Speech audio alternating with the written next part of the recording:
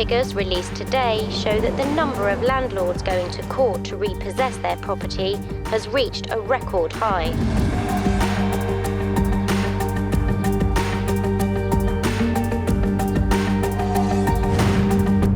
Brian O'Shaughnessy and Graham Aldred are High Court enforcement agents. You go first, go.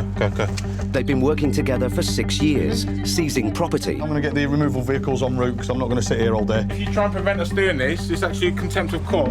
Collecting rent arrears. I need it paying today. You need to get another 600. And demanding payment on debts. We will not leave here until we get payment or assets possibly be removed. It does take a certain type of person to become an enforcement agent. You've basically got to switch off in this job. There's a lot of emotions run through every job you go to. Every job is different. Okay, what have we got now, mate? It's 8 a.m. Brian and Graham are on their way to an eviction in Earlsfield, London. Most such jobs are routine, but today will not be one of them. Repossession, yeah? A writ of repossession, yeah. Acting on information they've received, the police have been called in case trouble arises. They're meeting them at the property.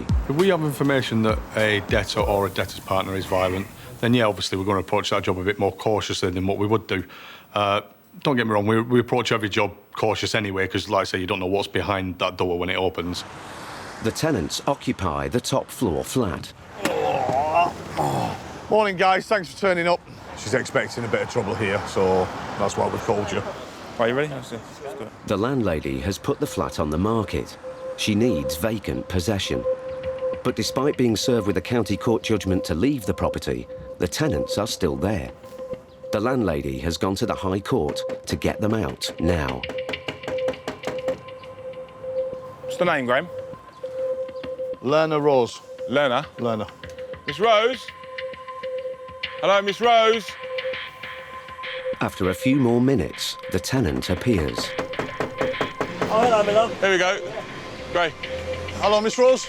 You're not in any trouble with us. No. What you've got High Court sheriffs down. What's this for? It's for repossession Of what? of the property. I've not had no letters to say there's any sort of repossession. OK, well, that's not my issue or our issue. Our issue is to satisfy the High Court writ, and we have to repossess the property. So what happens to me now? But basically, you have to leave the property... Right now? Right now. Why am I involved in this? I'm trying to get my daughter into different school. Listen, I appreciate his hard work. The hardest part of the job is when children are involved. Obviously, if there's children there, you've got to be more understanding, show them a bit more empathy, and obviously give them the time they need, especially if you're going there for a possession. I mean, you're actually going there to take somebody's house away from them. After waiting a few minutes, the tenants still haven't come to the door. It's not going to open, mate. I don't think so either. Let's just get in there and knock on the door. Brian is losing patience and asks the locksmith to break in. Hello, mate. Can you get us through the first door, if you can? Let me go in first and have a chat. We'll stay here, let me have a chat with her, you know what I mean? Yeah, that's fine, mate. Just take one of the officers with you anyway. Yeah. If they both want to go with you, that's fine. Lovely. Here you go. Wait. Thank you, sir. But there's still no one at the door. The tenant's boyfriend now appears at an upper window. Come down to... Listen. Hear me out, mate. My guy's downstairs, Graham. He'll come up and sit down and talk to you and explain what's going on. He'll advise you what to do and how to help you, all right? We don't... No, now. It's got to be now. Let my colleagues in. In 5 minutes, I'm going to use the locksmith and I'm going to come in, so it's entirely up to you. All right. Finally, 10 minutes after their arrival, the door opens. Hello, sir. How are you? You're all right. Yeah? Yes. Come on, let me come and explain stuff to you. Everyone's a bit upset about No, I appreciate that. No one's told us nothing. We're friends with the owner. Right. Really good friends. We're up to date with our rent, everything. We ain't out of date with rent, nothing. We pay our rent on time. Everything is bang on. Graham and Brian now have legal possession. But the tenants are angry that the landlady hasn't warned them that they were about to be forcibly evicted. She's my friend. She said I've got 8 weeks. Guys, let me make it clear, yeah? Regarding the 8 weeks, I understand and respect what you're saying there. People have the opportunity to upgrade the court. Hang on. Shut up. Hang on, let's... You don't know what's going on. I do. I've written back to the court. I've asked them for an extra 42 days on the advice from the council. Okay. So how can this happen on the 10th of June and then today you've come here? There's always two sides to a story, yeah? I can call it hang on, no, stop, listen, hang on, listen to what I'm saying. This has happened. Listen, today, I will take possession of this property. I want stuff with me, I want my deposit and I want my rent in advance. Well, you can take up your issues through a solicitor or whatever you want to do afterwards. No matter how annoyed the tenants are, Brian and Graham want them out as quickly and peacefully as possible. I'll give you to 10 o'clock. Yeah. It's 20 past 8, yeah? 8 now. Yeah. All right. Fair enough. Despite the agent's expectation of trouble, the boyfriend is being cooperative. I think we're going to leave. We'll aim to come back at 10, but let us know if you don't need us. No problem at all. I will do. Thank you very much for your help today. Cheers, guys. The family have just 90 minutes to leave. Upset, the tenant rings the landlady. Up to 8 weeks. Remember, I spoke to you 2 days ago. Hold on a minute. No, I said to you 3 days She's ago. gonna go. Do you want to leave it a month and then go through it? And you went, do you know what, babe? Let me talk to you later. And you went, I haven't put it through. No, that's it. Let me give the landlady a call, yeah? With temperatures rising, Brian calls the landlady. I've walked away from the house. I think her main issue here is two things. One, she keeps splatting out that you're her friend and it shouldn't be happening. And two, she wasn't aware of it. While Brian is on the phone to the landlady, the tenant tells Graham her side of the story. Listen, I know it's stressful. I know it is. No, because she's meant to be my friend. I've got text messages. You all right, babes? Do you know what I mean? I've started getting boxes to pay. She went, no, I don't want you out yet, babe. No one's bought it. Okay, listen, I'm just keeping you informed. Let us do this, and I'll give you a courtesy call back. Don't answer the phone anymore, because I think it just upset you and fuel her. The landlady is now reassured that the eviction is going to plan. With the clock ticking and under Brian's watchful gaze, the tenants remove all they can from the flat. With just a few minutes till the agents take full possession, Brian receives an unexpected tip-off. Who's that? Drugs in the attic. Yeah? And equipment. If the information is true, then for Brian and Graham, what was a straightforward morning could become a very difficult day indeed. In Earlsfield, London, High Court enforcement agents Brian O'Shaughnessy and Graham Aldred are evicting a family from their rented flat. Hang on, let's... I don't know what's going on, I do. But there has been a development that complicates the situation. Brian has received a tip-off that there may be illegal substances hidden in the attic. So he said he needs to get loads of stuff out of the attic. We need to check it out once they leave. Don't let on. No, not at all. We'll have a good sniff about it. In fact, I'm gonna call the police back. Sometimes you get hearsay from third parties, you know, this and that, and that's in there, this is in there. But until you get in there yourself, we don't make judgment. It's an hour since Brian asked the police to return. They're still not back. How will it work when we come and get our stuff back? Will we just call you guys and then... You can call the office, then we can liaise and get it all arranged for you, that's fine. Come back in and sort it. All right then, Yeah. just leave us here for a few We'll get hours. someone here, whatever, we'll sort it out. You can come in, whatever you need to do, yeah? First thing to do is get yourself a roof over your head tonight, yeah? And I'll make sure you can get in when you need to get the gear tomorrow, all right? All right. Good luck, yeah? I hope everything goes well for you, okay? Good luck, God bless. All right, take care. All right, fella. There's now no one left in the flat, and there's a strange smell in the air. Oh, mate. Glad you're here, actually. Gone in here, and it absolutely stinks. You need to have a look up, because he said he'd locked a lot of stuff in the attic. Hey, bro. Oh, sure, whatever is Unit 3, outstanding if there was anything. No, I mean, is there anything actually in there? Not really, mate, no. Fine, I'll leave it open. With the attic clear, Brian and Graham search the rest of the flat and find nothing. It might be. Might have had a joint. Might have had a joint before they went. Might be right. Well, no, thanks for coming back, checking. That's it, we're done, that's it, yeah? All right, boys. See you later, guys, thanks a lot. God bless. Where? could smell it initially. It was really strong. Yeah. You didn't see anything in the loft, no? Nope. Brian and Graham continue taking an inventory, but remain suspicious. The main bedroom done. I think the smell's in here more than anywhere, Brian. Well, in the bedroom? Yeah. The smell is strongest in one particular room, a child's bedroom. So, smell it now, I come back again. Where are you? Graham now spots a door they'd previously missed. Didn't realise this one was there.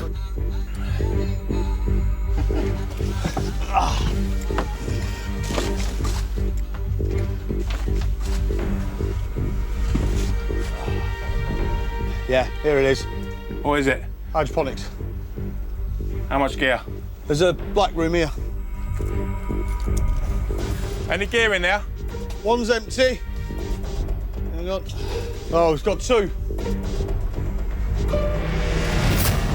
Yeah, one's growing. Right, let's call them back then. When we find drugs, it's more of a hindrance to us because once we found them drugs, we then got to inform the police. So when we feel the job's over with, it's not because we've then got to wait for the police, obviously wait for the crime scene people to get there.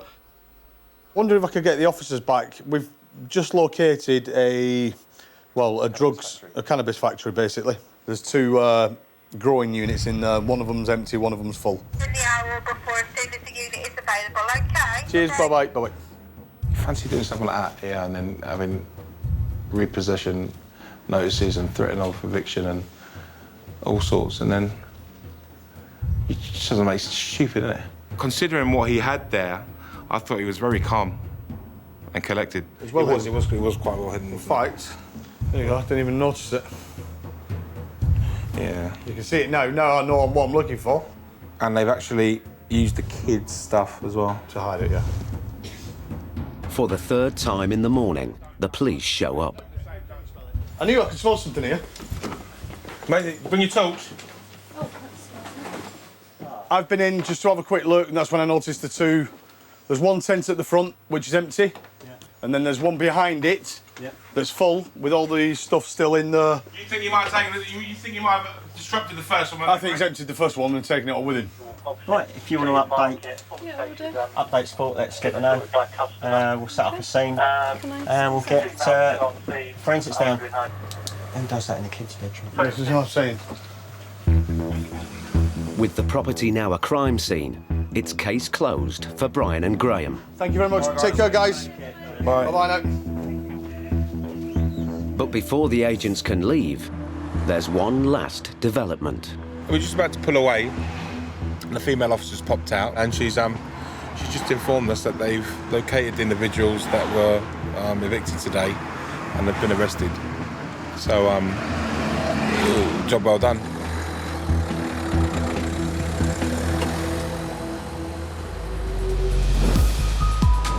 There has been a massive rise in the number of people applying to councils for help after being made homeless. Latest figures show an increase of 26% over the last 3 years.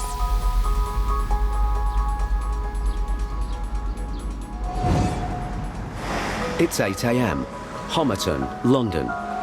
Paul Bowhill and Phil Gardner are High Court enforcement agents, about to serve a writ of possession. OK. Today they must deal with a situation that'll test their years of experience to the limit.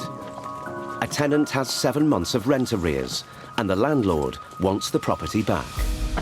Evictions at the moment is the growth industry. So we're now doing controlling in one way or another, probably 20 to 25 evictions every week. So they are skyrocketing, and I think we're only seeing the start of an avalanche of evictions. The landlord has given them a set of keys, but they have no idea who is inside.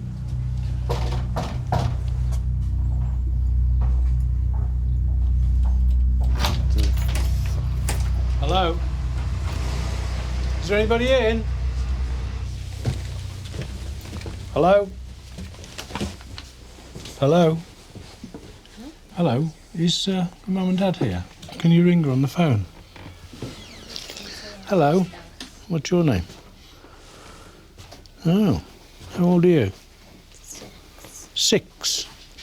We turn up there, we're wearing bulletproof vests, we're obviously authority figures, and children do get frightened. Is Mum at work or is she out shopping? I don't know. I was sleeping. Were you? We do actually make an effort to befriend the children just in the first few minutes there. Can I speak to her? Police are here. He wants to speak to you. Hello? Hello? Yeah. My name is Paul Bowhill. I'm a High Court Enforcement Officer. We have a repossession order for this flat. Are you able to come back quite quickly? All right, Mum's coming back. We'll wait outside. OK, then. Thank you. Yeah, that's fine. I'll leave this one on the side. We'll just wait out here. Interesting one. Leave the 2 young children in the house unattended. The girl can't be above 9 or 10. Well, he's 6, so she could be anything over 7, couldn't she? Yeah. With 2 young children alone in the flat, the agents are concerned and call the landlord. She had just gone down to the shop, she said. If she's gone away for the day, it's a different story. They discover that the tenant stopped paying her rent after losing her job with a train company. Father is in Ghana permanently. All right. So she doesn't have anywhere else to go. How does it get, really? It is, isn't it? The landlord has also told them that the flat has been the tenant's home for 9 years. She will have just 2 hours to leave. Hello.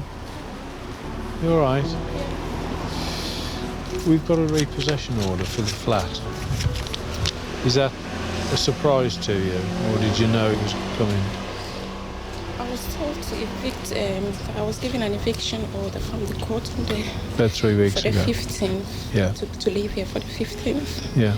But we had no way to go, so I stayed. Okay.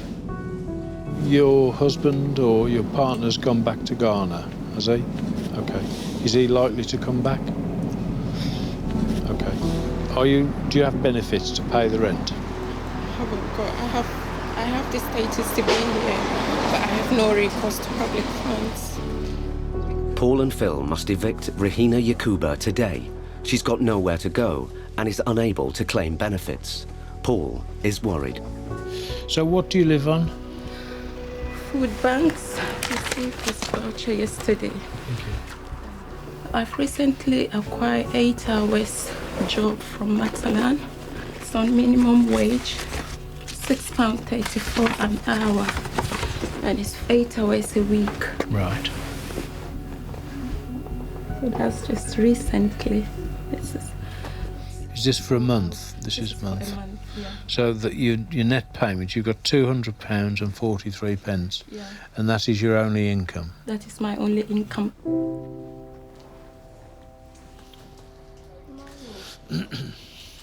Do you have a social worker? I do have a social worker, yes. Have you got a phone number for her? Rahina has already asked social services for help, but she has been turned down. Thank you. This assessment maintains are not children in need for the purposes of the Children's Act, and that the family is not destitute. The outcome of this decision is that Hackney do not agree to provide support to your children as the matter stands. You have also advised me that you've recently obtained part-time employment. You explain that you are offered 8 hours a week to be paid a minimum wage. Hackney are likely to view even this extremely modest income as further evidence that you have the means to support your children.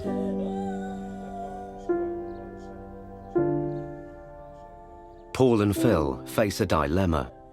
They must legally enforce the writ, but by doing so, will put Rahina and her children on the streets. Paul makes an unusual offer. Well, we've got a contingency fund, so I'll give you some money today to last you a couple of days so that we can resolve this situation. All right, it's not a gift, it's just that we allow for things like this to happen. So where we need a little bit of time to change things, we'll make it happen. For the vast majority of families who get evicted, there's a system in place to prevent them ending up on the street. But Paul is increasingly concerned that Rahina and her children may fall through the net. He calls the council's housing solicitor. Every day we go and benefits claimants are claiming thousands of pounds and not paying the rent and so on. And I've walked into a situation here today which surprises and completely mystifies me.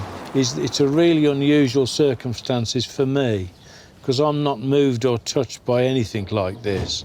And I'm not emotional about it. But if she's not entitled to benefits, do we just allow her and her children to wander the street and starve?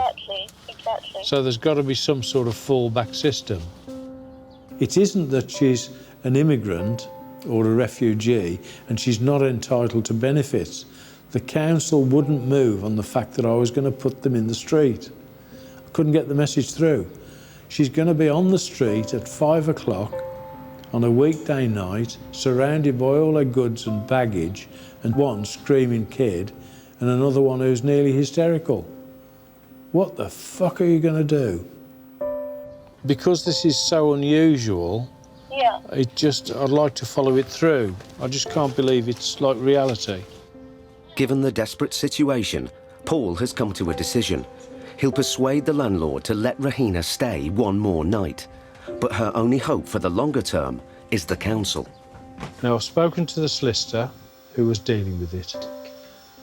We want to take it to the social services now. I'll give you my card. Have you got money on your phone? If you ring me or text me, I will always call you back. So if you get them ready.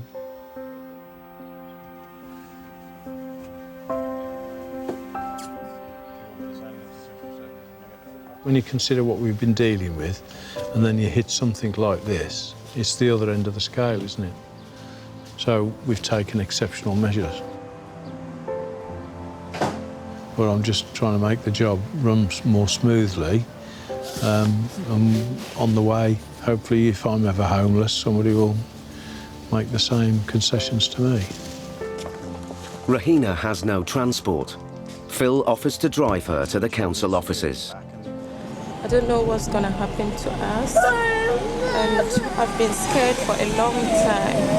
I try not to cry in front of them, but sometimes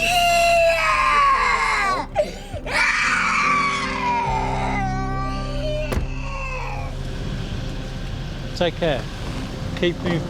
Tell me everything. Send me a text, and I'll ring you back. I need to know everything that's going on. Rahina must now plead her case at the council offices. If they refuse help, she and her family will be on the streets.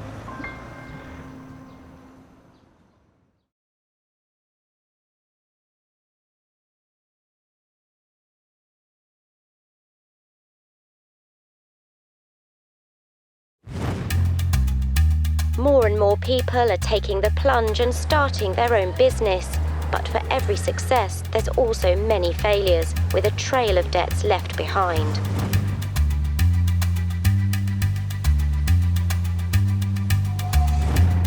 High Court enforcement agents Brian O'Shaughnessy and Graham Aldred are back on the road. What have we got next? Commercial rent. They're en route to collect unpaid rent from the tenants of a Polish deli in Ramsgate.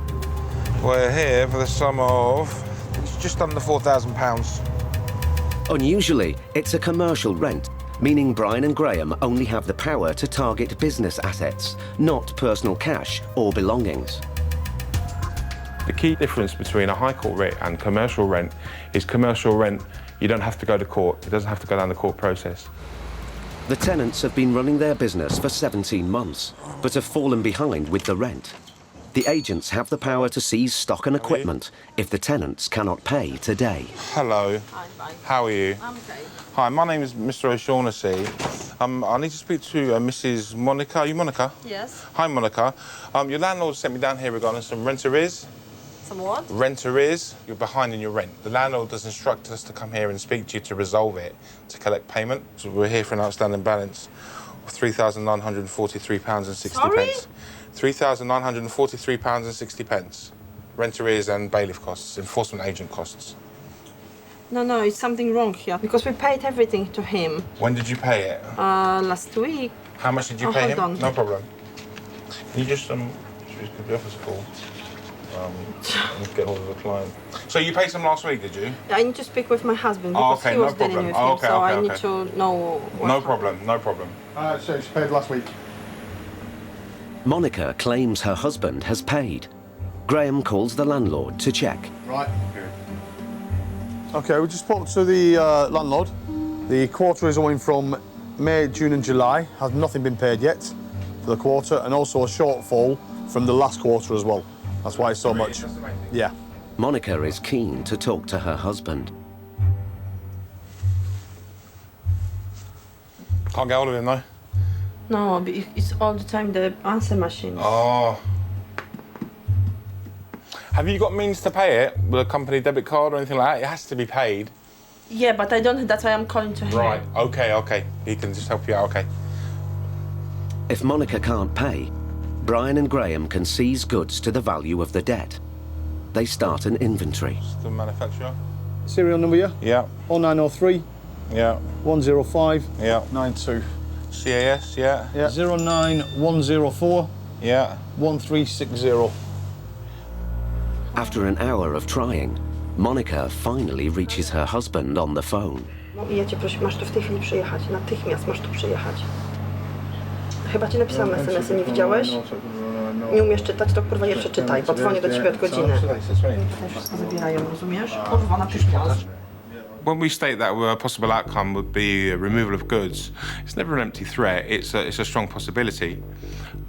It's not something we take lightly, but it's something that they need to understand. How long? Do you know how long he'll be? He's running from Margate, driving. How far is it? I don't know.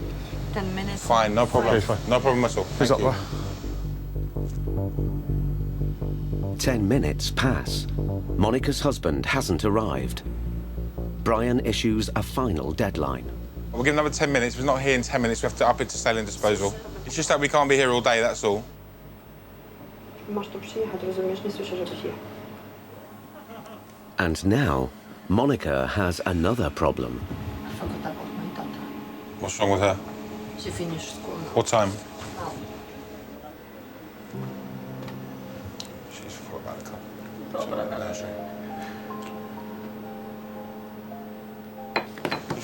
If you want to go and get her, you can go and get her. Do you want to go? We'll wait. Do you want to? Don't be silly. Is your child being picked up? Yeah? She will be. Fine. If she's not, you can go. We'll wait for you. Okay? Sorry. All right? No. It's okay. Don't Be sorry. It's understandable. You're not the first, and you won't be the last to do that. Hello. A few minutes later, Graham gets some news from the office, and Monica's husband finally arrives. Hello. Hi. How you doing? Brian has some good news. My office have just called me. Okay?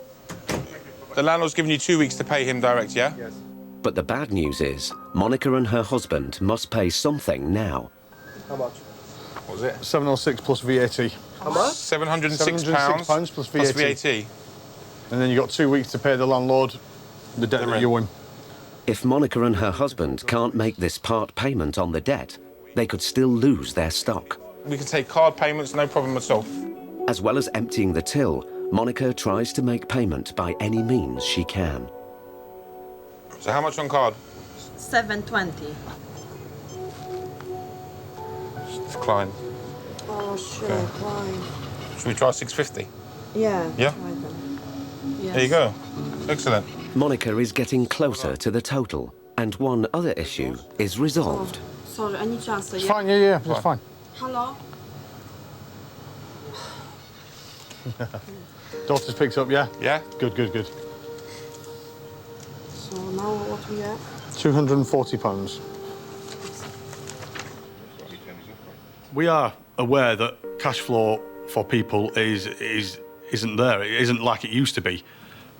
People have got the money tied up in stock, they've got the money tied up in other things. So yeah, we appreciate that getting hold of cash or paying a debt straight away is very hard for most people. Sorry, I don't have any. It's all money.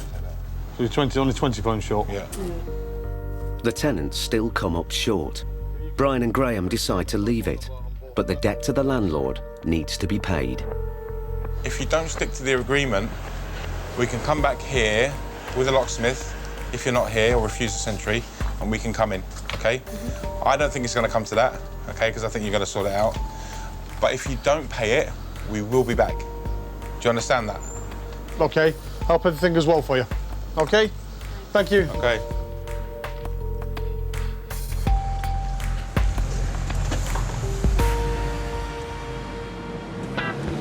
Latest government figures reveal that between 2012 and 2013, 53,000 employees made claims against employers for unauthorised deductions from their wages.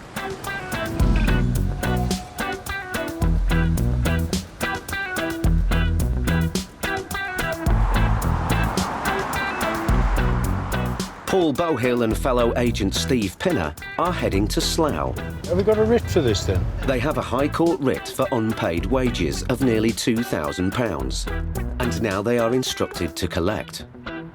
The writ is the last word. It's stamped, in fact, by a High Court judge. So it's the last word in enforcement orders. We've actually been there once before. There was nobody home, left a letter, no reply. After that, he went back to court and offered to pay £1 a week, which is... That's just an insult. Yeah, basically. We are now entering Slough.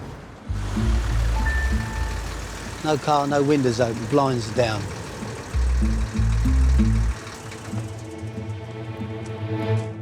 This is the second time Paul and Steve have attempted to serve the writ. It's the official knock.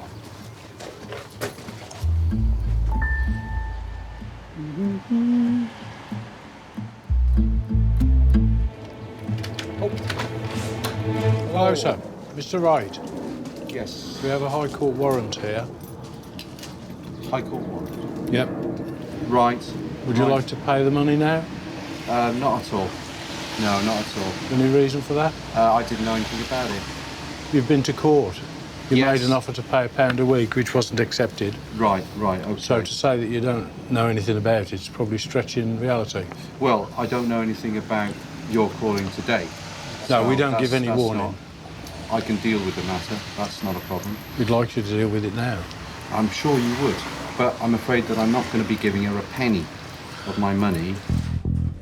The High Court has ruled that the plaintiff, Rebecca Sadler, is owed £1,800 for some market research work she and her mother did for the defendant, Mr. Wright.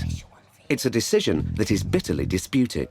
She was contracted to do some work for me on a commission-only basis, and she was disappointed she didn't earn any commission, so she decided to take me to court for non-payment and sent me spurious invoices.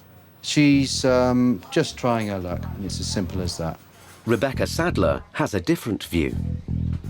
I think the first week we should have got nearly £300, and he paid 60, and then that went on for 6 weeks before I said, if it's not all paid, we'll take him to court. Their writ empowers Paul and Steve to collect the money or seize assets. We have the Get back authority to to you. enter the property now and to remove goods to the value. Right. So for that sort of money, you'd probably need to clear the house out. Right. So we revert to the original question, is are you going to pay this now? You don't know the details of the matter exactly. We don't need to, we've just got a writ here which tells us all we need to know. I'll take your foot out. No. You can't force me in. You can't force yourself in. Yes, I can. You're not the Yes, police. I can. Gently, You gently. have to show your warrant. You're not the police. Calm down. Get out to the premises. No, I'm not going to get out of the premises at all. I have a warrant here which authorises me to be here. So you calm down. When we actually gain entry through the door, they're really taken aback and shocked by the fact that we can actually have the power to get through the door. Take it easy. You have to show me that warrant. You're welcome to read it, sir. I'm not happy about the way you've pushed your way in, right? No. Right, wait a minute, okay. What I'm going to do, right, is you're going to stay here. I'm going to phone the police, okay? By all means. And I'm going to say that you physically assaulted me. Don't snatch off me. Hit me. Give it a go. I'm here with the proper authority. I've been doing the job for years. Please don't instruct me on how to do it. That isn't going to help. After a few minutes, Mr. Wright cools down. But Paul still hasn't got a commitment from him to pay. We still need to address the fact that this money needs to be paid. That's another matter. That's a matter. But the court has decided. And the warrant has been issued. So you're now going to argue about something that's gone as far as the High Court. Mr. Wright refuses point blank to pay. Under normal circumstances, the agents would now seize his assets. But in this case, that may be tricky. You say that this house belongs to somebody else. Could you get them to come here? They won't be here till this evening. Well, I'm sorry, we won't be prepared to wait that long. To prevent the agents starting to remove goods, Mr. Wright needs to prove the house and its contents are not his. A few minutes later, Paul receives a call. Yeah, my name is Paul Bowhill. Who am I speaking to, please? It's the owner of the house. OK, and do you own everything that's in here? And if needs be, we can get you to sign a document to that effect in due course. OK, that's all I wanted. Thank you very much. Take care, bye. Mr. Wright doesn't own the house or anything of value in it, and is still refusing to pay. Paul will have to play his last and biggest card.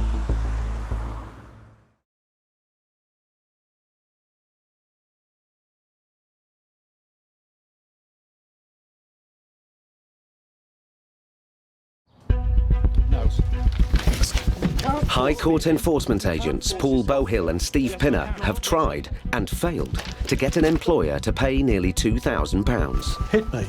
Give it a go. But Paul has one last move he can make. He asked the office to fax over something called a statutory demand.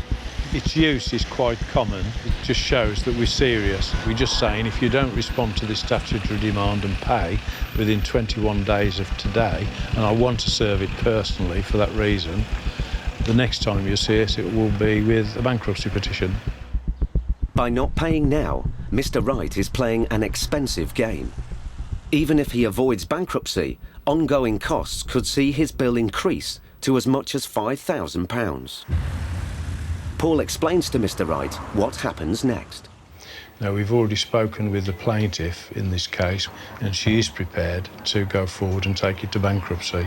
I mean, is that going to have a disaster effect on you, or are you not really bothered about it? She's not entitled to a penny. But the courts think that she is. I mean, for £2,000, you want to go bankrupt. It screws your credit rating.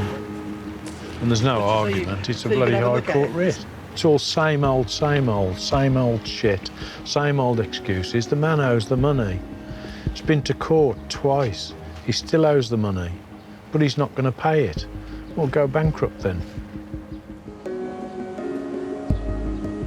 I'm going to dispute the bankruptcy order, and Rebecca Sadler won't be getting any kind of payment from me whatsoever. The Sadler family must now wait for the outcome of proceedings against Mr. Wright.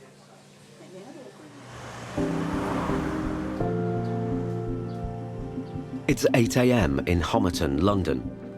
Rahina Yakuba and her 2 children are being evicted from their home of 9 years. Paul Bowhill negotiated an extra night in the flat for her, but this morning she must leave. She spent several hours yesterday asking the council to rehouse her.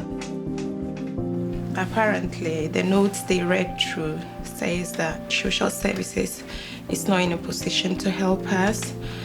So I should go home since I've got 24 hours to sort out my things and then find somewhere else to go.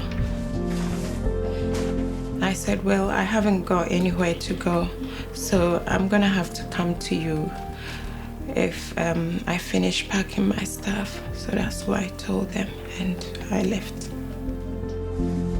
Rahina has no idea where she and her children will sleep tonight. Very terrified now. I don't know what's gonna happen to us.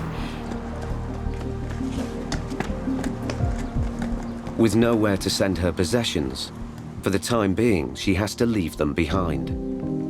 She returns to the council with just a few days' clothing for her and her children.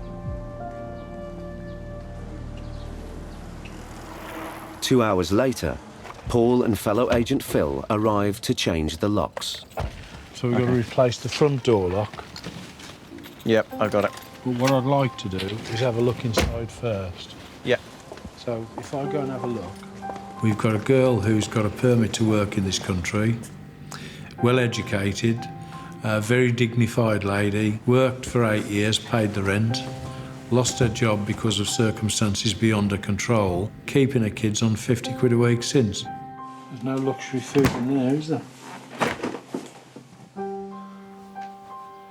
On the basis of what we see here, she's not going to come back tonight.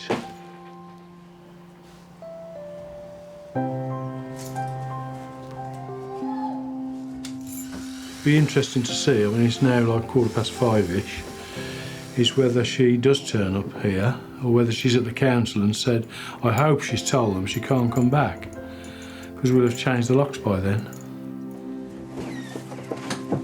Concerned for Rahina's welfare, Paul gives her a call. What's the situation? They have actually offered me bed and breakfast, but they've taken me outside London. They sent me to Southend-on-Sea. Southend-on-Sea? Yes. And how are you going to get there? They've given me one-way ticket. It means that I can't work, and how do I support myself? Crazy. How long are you likely to be there? I don't know. I think the councils are completely and utterly overwhelmed by the scale of the problem, and they're moving people into emergency accommodation 30 to 40 miles away. Sorry, you heard that conversation? I did. It goes from fucking bad to worse. Absolutely. They've sent that girl to Southend with a one-way ticket, no money, into emergency accommodation. And that's where they'll forget her. The whole system's fucked. She needs somebody who will take up her cause. If I was retired, I'd do that. Unfortunately, I'm working 60 hours a week and I'm not retired. Well, that's a lie, 59 hours, but there you go. I don't quite know where we go from here. This is one occasion when I will actually say I am absolutely speechless.